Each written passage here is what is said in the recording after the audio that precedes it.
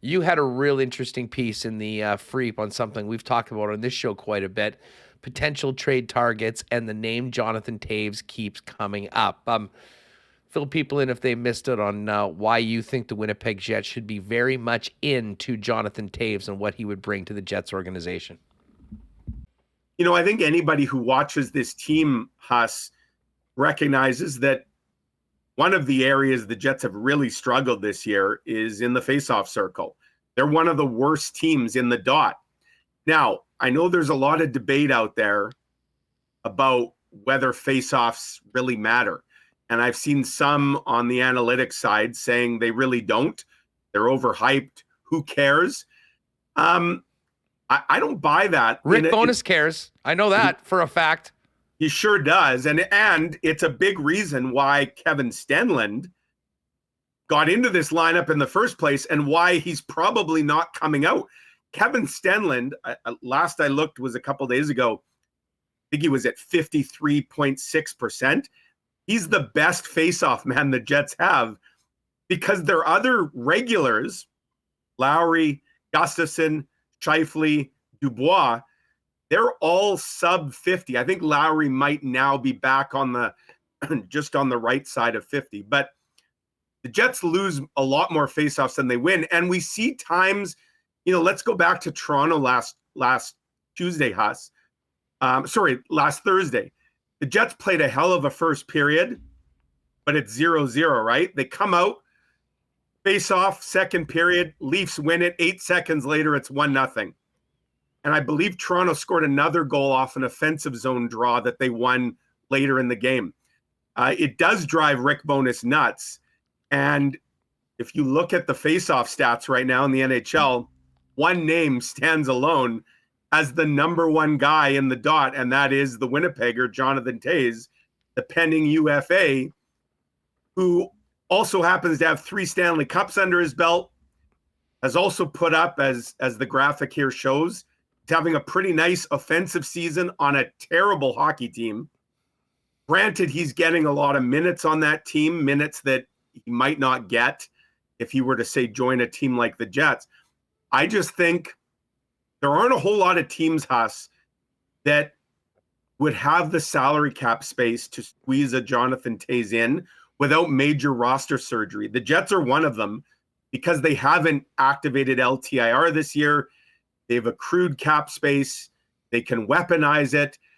And if you're Jonathan Toews, who has a full no trade, no move, has the final say, if the Blackhawks were to approach him with an offer, you have to think that, forget about the hometown angle, just the fact that the Jets are where they are in the West, that the West appears to be wide open, that they could use the services of a guy like Toews in many roles, face-offs, depth scoring, penalty kill, maybe some second power play time.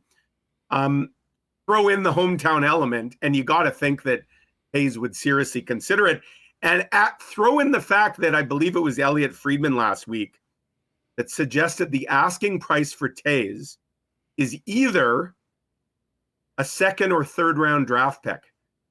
That is not a big price to pay. And again, he's a pending UFA. This would be a pure rental. You're not taking on a contract beyond this year. I just think he checks off a lot of boxes.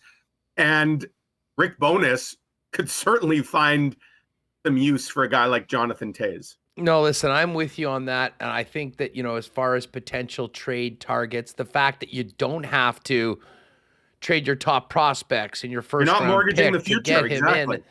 He works. And the other thing is, and this goes to the way the Jets have handled their salary cap. And you make a very salient point, Mike, the fact that the Jets can handle this without massive roster surgery. There's going to be a limited amount of teams that Toews will consider to go to in the first place. And then you're going to knock off a bunch of them that just can't even consider it because of their cap situation. Right. Like, this is not going to be a situation where you're talking about half the league being in on a player. I mean, it will be a small group. It could be whittled down to literally just a couple. And I think that plays into the Jets' hands. And, Here's the other thing. I mean, we talk a lot about the faceoffs. The one thing I know that Jonathan Toews would be on the Winnipeg Jets is incredibly versatile. He can play center. He can play on the wing. He could help out. I mean, many of us think that he would just go in and be a center, and you'd run down with Scheifele, Dubois, Taves, and Lowry. And that's certainly an option for Rick Bowness, and would probably put the Jets in quite good stead. There's also the possibility, whether it's all the time or situationally, to have Taves playing up with either a Dubois or a Mark Scheifele, having the ability to take some of the draws while on the ice. And then, I mean, I don't know what value you can put on the intangibles of a guy that has done what Jonathan Toews has done in hockey. But I tell you what, come playoff time, having a guy with that sort of experience and that track record certainly would be a huge boost to a team that doesn't have a long history of extended playoff success. I go back to 2018, Huss, and at the trade deadline, the Jets made the big splash that day when they acquired Paul Stastny. Jonathan Toews would sort of be the 2023 version, but at a much lower cost. The Jets had to give up a first rounder, for example, to get Paul Stastny. And if you remember, when the Jets acquired Stastny, he was a center. But again, the versatility really paid off, as we saw. And at times he played the wing.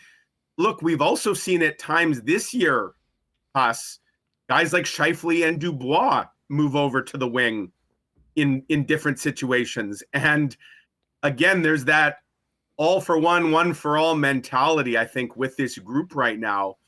Are you telling me that Mark Scheifele or Pierre-Luc Dubois is going to balk at maybe having to take some shifts on the wing if you're bringing in a Jonathan Toews with his pedigree and what he could bring to your roster? I don't think so. So again, we talk about good problems to have. They'd find a way. And don't forget, Huss, things can change in a hurry. We talk about injuries. This is a Winnipeg Jets team that at various times this year has played Axel Jonsson-Fjällby, Carson Kuhlman, Christian Reichel, all in their top six. And I know now they're healthier, so we're kind of removed from that. As well as those guys kind of filled in, you don't want to run into a situation. If you're envisioning a long playoff run, and we know the Stanley Cup playoffs can be a war of attrition, right? You don't want to run into a situation where, oh my goodness, we left ourselves. Now we got to go back to that because a key guy or two has gone down. That's where a Toews could be extremely valuable because he can play up. He's been doing that his whole career.